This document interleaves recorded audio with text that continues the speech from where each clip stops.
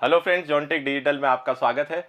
जैसा कि कल हमने जो पेपर था कल का उसका एनालिसिस किया था, उसी तरीके से आज भी उस पेपर से रिलेटेड डिस्कशन के लिए हम यहाँ पर हैं।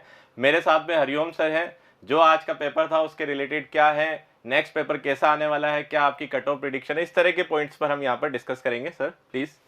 Thank you sir. Hello everyone, I hope कि आप सभी का पेपर बहुत अच्छा हुआ होगा। देखिए, जैसे सर ने बताया कि हमने कल एक डिस्कशन किया था एसएससी जेईई 2022 को लेके, और उसमें जितने भी शिफ्ट में पेपर हुए थे उन पेपर का कुछ जो हमारे पास में डेटा कलेक्ट हुआ था फीडबैक बेसिस पे, उसके अकॉर्डिंग हमने एनालिसिस किया था। तो आज भी वीडियो सेशन वही है और उसी एनालिसिस को हम आपके सामने रिप्रेजेंट कर रहे हैं, जिससे कि कल जो पेपर होने वाले हैं उनमें स्टूडेंट्स की हेल्प मिले। हाँ सर। जैसे अगर पहला क्वेश्चन हम देखेंगे, आज जो एग्जाम हुआ है वो किस तरीके का था, उसके बारे में एक बार मैं आपसे पूछना चाहूंगा, क्या रिव्यू है बच्चों के? हाँ, जैसा कि सर आज हमारे पास जो रिव्यूज़ आए हैं, बच्चों से जिस तरह से बातें की हैं, तो पेपर का जो लेवल है, जैसा आप पेपर के बारे में जानना चाह रहे हैं, तो पेपर का लेवल मॉडरेट चल रहा है। यहाँ कुछ बच्चे बोलते हैं कि सर पेपर टफ है या ये सेगमेंट टफ है। तो एक्चुअली क्या है कि ओवरऑल पेपर को अगर हम देखें तो कंपैरेटिवली कल वाले पेपर में आज वाले पेपर में ज़्यादा डिफरेंस है नहीं। हाँ, मतलब पैटर्न उसी टाइप के हाँ, चल रहे हैं। हाँ, मतलब जैसे कल वाले पेपर में भी रीजनिंग जो था, रीजनिंग का जो सेगमेंट था वो थोड़ा लेंदी था, तो आज के पेपर में भी रीजनिंग थोड़ा लेंदी है। और मैंने और राम सर ने कल यही डिस्कस किया था, और आप बिहाइंड द कैमरा थे, तो आप हम सब लोगों ने यही डिस्कशन किया था, बच्चों को यही एक की पॉइंट पिक पॉइंट देना है कि रीजनिंग में ट्रैप नहीं होना है। और उसी तरीके से आज भी बच्चों का कंसर्न था कि सर रीजनिंग लेंदी आई थी और थोड़ा सा उसमें फंसते चले गए थे। हाँ सर, तो इस हिसाब से अगर हम देखें तो ओवरऑल जो पेपर था वो आपका मॉडरेट लेवल का था, और एज कंपेयर कल वाले पेपर जितने भी हुए थे उन्हीं के लेवल का था। तो आई थिंक मेरे हिसाब से एसएससी का माइंडसेट ये है कि वो सारे पेपर के लेवल को सेम रखना चाहता है, बस सेगमेंट्स को इजी थोड़े वेरी हो सकते हैं। हाँ, बिल्कुल सर। रीजनिंग का भी ऐसा है कि मतलब पहले काफी इजी आया करती थी। हाँ, पूरे क्वेश्चन भी लोग सॉल्व करते, लेकिन अभी ओवरऑल एसएससी के आसपास जा रहा है। हाँ, मतलब और एसएससी का लेवल बढ़ ही रहा है टाइम के साथ। कोई सा भी एग्जाम हो, वो समय की डिमांड है, मतलब एग्जाम पेपर थोड़े थोड़े आपके मॉडरेट लेवल की तरफ जाएंगे, सारे जाएंगे। सेकंड, अगर ये देखेंगे सेगमेंटल बात करें, टेक्निकल देखें, रीजनिंग, जीके, तो उनमें आप मतलब क्या चेंजेस आए हैं, या फिर वेरिएशन किस टाइप का है, या सेम वेरिएशन है? बिल्कुल सर। एक्चुअली सर आपने एक बहुत अच्छा पॉइंट बोला कि पेपर का जो पैटर्न है वो कंटिन्यूसली चेंज, मतलब पेपर का जो लेवल है वो कंटिन्यूसली बदल रहा है, लेकिन मेरे हिसाब से बच्चों की जो प्रिपरेशन लेवल है वो भी बढ़ रही है। वो हाँ, सेम। हाँ, हाँ, पहले एसएससी का पेपर हमें मतलब क्वेश्चंस ऐसे लगते थे कि हमने कभी पढ़े ही नहीं, बट अभी बच्चों के पास इतना कंटेंट पहुंच जाता है कि उनको उनकी नज़र से सारे क्वेश्चन निकले हुए होते हैं, तो उनको ऐसा कुछ लगता नहीं है कि, तो इसी हिसाब का पेपर आ रहा है कि सारे क्वेश्चन आपके सामने से निकले हुए हैं। टेक्निकल की स्पेशली बात करें, क्योंकि जीएस जो है बहुत बड़ा डोमेन है, जीके जीएस का डोमेन जो है वो बहुत बड़ा है। तो अगर इतनी ही तैयारी आप कर लेंगे तो यूपीएससी की तैयारी आपकी हो जाएगी। तो आई थिंक इसमें घबराने वाली बात नहीं है कि आपको अगर करंट अफेयर्स में कोई क्वेश्चन नहीं आता है तो नहीं आता है। बहुत से बच्चे उसको पढ़ लेते हैं, बहुत से बच्चे नहीं पढ़ पाते हैं, तो इस वजह से वो जो सेगमेंट है वो टफ हो जाता है। बट कुछ के लिए टफ है, कुछ के लिए इजी है। ऐसा कंसेप्चुअली अगर हम बोलें कि कंसेप्चुअली टफ आया है तो वो टेक्निकल के लिए बोल सकते हैं, लेकिन टेक्निकल का पेपर काफी आसान है। टेक्निकल के पेपर के क्वेश्चन जितने भी बच्चे बता रहे हैं वो उनके सामने से निकले हुए क्वेश्चन है सर। तो अगर हम सेगमेंटल एनालिसिस करें तो टेक्निकल का पेपर मॉडरेट है, और उसमें भी अगर हम बात करें तो थियोरेटिकल क्वेश्चन ज्यादा है। मैं कहूंगा कि जिस हिसाब से हमारे पास फीडबैक आता है तो मुश्किल से 4-5 न्यूमेरिकल या 6-7 न्यूमेरिकल बताते हैं, तो ओवरऑल 94 to 96% थ्योरेटिकल पोर्शन है और 6 to 7% या डेटाबेस टाइप के क्वेश्चंस हैं। हाँ, 6 to 7% आपके न्यूमेरिकल बेस आ रहे हैं।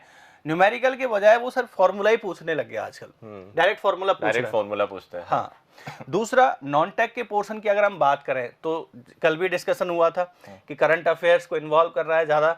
दूसरी बात, जो रीजनिंग है वो भी आपकी लेंदी आ रही है, तो ये बार बार बात निकल के आ रही है कि रीजनिंग आप ऑन एन एवरेज अटेम्प्ट देखें रीजनिंग का तो बहुत ब्रिलियंट बच्चा जो है वो 42-43 के आसपास, तो एवरेज तो वो 37 के आसपास ही रह रहा है। तो इतना घबराने वाली बात नहीं है।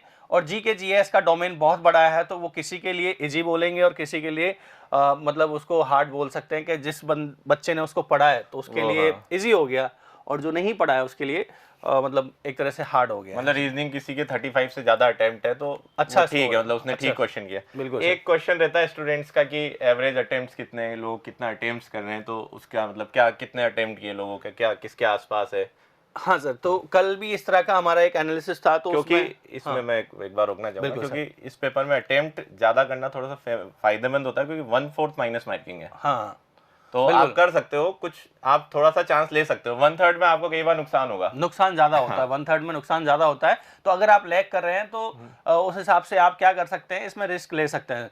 तो बेसिकली क्या है कि जितने भी हमारे पास में डेटा आ रहा है, उस डेटा के अकॉर्डिंग तो यही है सर कि बच्चे जो हैं, कल भी ऐसा ही सेम, मतलब सेम हमारे पास में डेटा था, सेम फीडबैक था कि कुछ बच्चे जो हैं 160 प्लस भी अटेम्प्ट कर रहे हैं, तो कुछ बच्चे 140 के नीचे भी हैं। तो हाँ। मैं ये कहूंगा कि अब कट ऑफ का तो नहीं कह रहा, लेकिन मैं ये कहूंगा कि इन अभी तक के जो कल का और आज का जो पेपर हुआ है, मतलब जितने भी पेपर्स हुए हैं, उनका ओवरऑल विजन देखा जाए तो एवरेज अटेम्प्ट्स जो जा रहा है वो 135 से लेके 140 तक रह रहा है बच्चों का। हाँ। और उसमें भी वो थोड़ा बहुत हेजिटेट होते हैं कि सर हमारा क्वेश्चन सही है गलत है, तो उसका एनालिसिस तो बाद में ही हो पाएगा जब हमारे पास एग्जैक्ट डेटा आ जाएगा, एग्जैक्ट क्वेश्चन आ जाएगा सर। हाँ, तो जो अभी जो नेक्स्ट क्वेश्चन है उससे रिलेटेड आंसर सर ने अभी दे दिया कि फिर ये बात होती है कितना अटेम्प्ट्स करें, उसके बाद नेक्स्ट क्वेश्चन होता है कि सर कट ऑफ क्या जाएगी, जिससे हम ये डिसाइड करें कि हमें मेंस की तैयारी स्टार्ट करनी चाहिए या नहीं करनी चाहिए। तो कट ऑफ का एनालिसिस एक्चुअली सर जब तक बच्चों की रिस्पॉन्स नहीं आते, डेटाबेस का बड़ा रोल है इसमें। हाँ, एक्चुअली बच्चों की रिस्पॉन्स शीट हमारे पास में जब तक नहीं आएगी, एग्जैक्ट जो पेपर था वो हमारे सामने नहीं आएगा, तब तक हम कट ऑफ के बारे में कुछ नहीं कह सकते, क्योंकि अभी तो हमारे पास में वर्बल डेटा है। तो कुछ बच्चे, क्योंकि ऑप्शंस तो नहीं आते, ऑप्शंस तो हमारे पास में नहीं आते, बस केवल एक क्वेश्चन या उस क्वेश्चन के इर्द गिर्द घूमता हुआ एक इंफॉर्मेशन हमारे पास पहुंचता है, उससे आइडिया लगा सकते हैं कि यहाँ से इस बात में सर एक पॉइंट और मैं जोड़ता हूं कि बच्चे ये कह रहे हैं कि सर जो कल पेपर हुआ था उससे कुछ क्वेश्चन आज भी आए हैं। हो सकता है, देखो यहाँ पर बिल्कुल हो सकता है 1-2 क्वेश्चन आपको देखने को मिल जाए, बट आई थिंक आप जैसा पढ़ाते सर, आप स्ट्रक्चर पढ़ाते हैं, तो स्ट्रक्चर में कितने कॉन्सेप्ट हैं, बिल्कुल, तो मेरे हिसाब से कोई क्वेश्चन बनता है तो एक कॉन्सेप्ट के आसपास बनेगा। हाँ, तो एसएससी आई थिंक कल जो क्वेश्चन कॉन्सेप्ट से पूछा है वो दूसरा क्वेश्चन हो, आज उसी कॉन्सेप्ट का एक दूसरा क्वेश्चन पूछ सकता है। तो ये है कि आप हम सब लोग यही एक आपसे रिक्वेस्ट करते हैं, आपसे यही एक सलाह देते रहते हैं क्लासेस में कि आप अपने कॉन्सेप्ट्स पे फोकस कीजिए। आपको बहुत बड़ा डोमेन पढ़ना है तो इतना तो याद नहीं रख पाएंगे, लेकिन जितना ज़्यादा आप कंसेप्ट पे फोकस करेंगे और अपने कंटेंट पे भरोसा रखेंगे, उतना आपके लिए फायदेमंद है। जितने क्वेश्चंस आप करोगे, टेस्ट सीरीज आप दोगे, हाँ, काफ़ी बेनिफिट मिलता है। और नेक्स्ट ये है कि अब आगे वाले पेपर की क्या स्ट्रेटेजी रखें, जिनका कल पेपर है। हाँ, जैसे कि कल भी हमने डिस्कस किया था कि आप क्या चीज़ें हैं जो आप आज के पेपर में ध्यान रख सकते हैं, कुछ लोगों को फायदा भी हुआ है। तो अब जिनका कल पेपर है, 2 पेपर का हमारे पास 2 दिन का एनालिसिस आ चुका है, तो उसके अकॉर्डिंग कल क्या ध्यान रखना है जिनका पेपर अभी बचा हुआ है। सर जैसा आपने कहा कि हमारे पास में 2 दिन का एनालिसिस आ चुका है। अब 2 दिन के एनालिसिस पे मुझे एक ही आइडिया लगा है यहाँ पर कि पेपर का ओवरऑल लेवल जो है वो मॉडरेट है। और अब इस टाइम ड्यूरेशन में बच्चा अपनी स्ट्रैटेजी चेंज नहीं कर सकता। अब केवल 1 दिन बचा उसके लिए, किसी की सुबह शिफ्ट है, किसी की शाम को शिफ्ट है, उस हिसाब से 1 दिन बचा है आपके लिए, तो आप किसी भी तरह की आपकी प्रिपरेशन स्ट्रैटेजी को चेंज नहीं कर सकते हैं। और जो माइंडसेट आपका है एग्जाम का देने का, उसको भी चेंज मत कीजिए। बस आपने तैयारी कर ली है कि आपको पेपर को फोड़ के आना है, तो फोड़ के आना है, नो डाउट। आपको स्ट्रेस को मैनेज करना है, आपको टाइम को मैनेज करना है। और कल जैसा सर हमारा मेरा और राम सर का डिस्कशन था कि आपको रीजनिंग में ट्रैप नहीं होना है। आज भी बच्चों का ये कंसर्न था कि सर हम रीजनिंग की वजह से पूरा पेपर पढ़ ही नहीं पाए। हाँ, मतलब आपका जो डोमेन है आप थोड़ा उसको पहले देखो, क्योंकि वो आपकी प्रैक्टिस में ज्यादा होगा। कल हमने यही बताया था आपको कि पहले आप उन क्वेश्चन के साथ गो थ्रू हो लीजिए जो आपके फर्स्ट अटेम्प्ट में ही हो रहे हैं और बहुत कम टाइम लग रहा हो, फ्रैक्शन ऑफ सेकंड्स में, या फिर हम बोलें कि मिनट के अंदर ही हो रहा है, तो जिससे कि आप एक बार पूरा पेपर तो पढ़ पाएंगे। और आज भी कल वाले स्टूडेंट्स के लिए आज भी वही सलाह है कि आप पेपर को पूरा पढ़ लीजिए। क्या पता आप कुछ क्वेश्चन में आप ट्रैप हो गए और उनकी वजह से आपके इजी क्वेश्चन जो पीछे हैं, पीछे जो रखे हुए 20 क्वेश्चन है वो आपके छूट गए। तो एक बार पेपर पूरा पढ़ना है, ये गलती आप ना दोहराएं जो आज बच्चे कर रहे हैं, कल भी बच्चों ने की थी कि सर हम पूरा पेपर पढ़ ही नहीं पाए। तो ये तो एक बिग मिस्टेक है इस तरह के पेपर में, क्योंकि यहाँ तो बहुत बड़ा स्कोर करना है आपको, और प्री के जो मार्क्स है सर वो मेंस में हेल्प करते हैं। तो सर मेरा एक क्वेश्चन आपसे ये है कि आप क्या कहना चाहेंगे, जो बच्चे अच्छा स्कोर कर रहे हैं उनको अब क्या करना चाहिए? जो अब अच्छे स्कोर कर रहे हैं उनको मेंस की प्रिपरेशन स्टार्ट कर लेनी चाहिए, और आपको अभी ये भी पता चला होगा कि आपकी क्या प्रैक्टिस है उस पर काफ़ी कुछ डिपेंड करता है। और मेंस में जो सब्जेक्टिव क्वेश्चंस है, जनरली हम प्रिपरेशन करते हैं स्टूडेंट्स का, तो ये एटीट्यूड होता है कि अभी तो प्री एग्जाम देने या फिर मैक्सिमम एग्जाम हमारे ऑब्जेक्टिव होते हैं, तो सब्जेक्टिव क्वेश्चंस को हम इतना सीरियसली ना करें, या फिर नंबर ऑफ सब्जेक्टिव क्वेश्चंस कम रहते हैं मतलब जब प्रैक्टिस करते हैं। तो अब जिन लोगों का पेपर अच्छा हुआ है उन लोगों की ये स्ट्रेटेजी है कि अब वो मेंस के क्वेश्चंस या जो सब्जेक्टिव क्वेश्चंस है उन पे थोड़ा फोकस करें। और आजकल थोड़ा एसएससी ने पैटर्न भी चेंज किया, कुछ थ्योरेटिकल क्वेश्चंस भी आते हैं, तो चीज़ों को पॉइंट वाइज लिखना कम जगह में, क्योंकि आपका स्पेस भी कंसाइज हो चुका है, इस तरह का पैटर्न है, उसका भी एक वीडियो अलग से आएगा जिसमें हम बताएंगे किस तरह का होगा। तो आप कम जगह में मैक्सिमम पॉइंट वाइज चीज़ें लिखना, और जो सब्जेक्टिव क्वेश्चन है, न्यूमेरिकल्स है, उनको एक्यूरेटली सोल्व करना और उनका रिप्रेजेंटेशन उस पर आप ध्यान दे सकते हो, क्योंकि मेंस के मार्क्स काफ़ी ज़्यादा डिफरेंस क्रिएट कर देंगे। मतलब ऐसा होगा कि प्री में अगर जस्ट कट ऑफ भी क्लियर और आपने मेंस में आपने अच्छा अटेम्प्ट कर दिया, तो आप हायर रैंक वाली, मतलब जैसे सीपीडब्ल्यूडी वो वाली पोस्ट भी आपको मिल जाएगी। तो मेंस काफ़ी इंपॉर्टेंट चीज़ है। तो जिनका पेपर अच्छा हुआ है, जिनको कॉन्फिडेंस अच्छा है, कुछ दिन बाद और पता चल जाएगा प्रेडिक्शन के बाद में, तो उनको मेंस की प्रिपरेशन स्टार्ट कर लेनी चाहिए। बिल्कुल सर। तो जैसा कि सर ने बताया कि जो बच्चे कॉन्फिडेंट है कि उनका पेपर अच्छा हुआ है, पेपर का अभी अच्छा होना और खराब होना बस केवल स्टूडेंट को पता है, क्योंकि उनका कॉन्फिडेंस लेवल बता रहा होगा कि उनका पेपर कैसा हुआ है। तो जिन बच्चों का पेपर अच्छा हुआ है, ऐसा नहीं है कि अभी फाइनल कुछ कंसर्न है, लेकिन जो कॉन्फिडेंट है कि हमने बहुत अच्छा पेपर किया है, मेंस के लिए जाएंगे, 100% जाएंगे, तो वो अभी से ही अपनी प्रैक्टिस स्टार्ट करना शुरू कर दें। और उसके लिए जॉनटेक आपके लिए हमेशा है, और आपके हर अच्छे और बुरे में आपके साथ में है। तो उसके लिए सर है, हमारी पूरी टीम है, आप लोगों के लिए बिल्कुल साथ में खड़ी है, और मेंस के जल्दी ही अनाउंसमेंट आपको देखने को मिलेंगे। तो सर जो नेक्स्ट क्वेश्चन है मेरा, कि बच्चे कल के पेपर में किस तरह से अटेम्प्ट करें। कि पहला तो अपना यही हो गया कि अपने को पेपर एक बार गो थ्रू करना है। हाँ। और मुझे ऐसा लगता है जीके जो एक ऐसी चीज है उस पर इतना टाइम वेस्ट नहीं करना चाहिए, क्योंकि उसमें आपको आता है या फिर नहीं आता बस।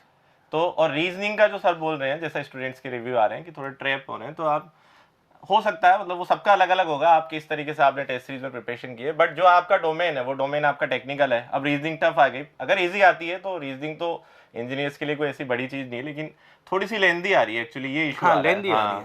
तो आप थोड़ा टेक्निकल को पहले कर लो, और रीजनिंग में देख लो जो क्वेश्चन आपसे लगता है कि जल्दी सोल्व हो जाएगा, तो आप मतलब वो स्ट्रेटेजी यही है कि एक बार आपको पूरा पेपर देखा हुआ होना चाहिए, ताकि बाद में आपके साथ ये ना हो कि ये क्वेश्चन मुझसे छूट गया। मतलब वो सबसे बड़ा नुकसान है, और वो ही सबसे बड़ा गिल्ट होता है कि ये क्वेश्चन तो मुझे आता था। हाँ। और ये मेरे रीजनिंग की वजह से, एक क्वेश्चन की वजह से मेरे 3 क्वेश्चन छूट गए।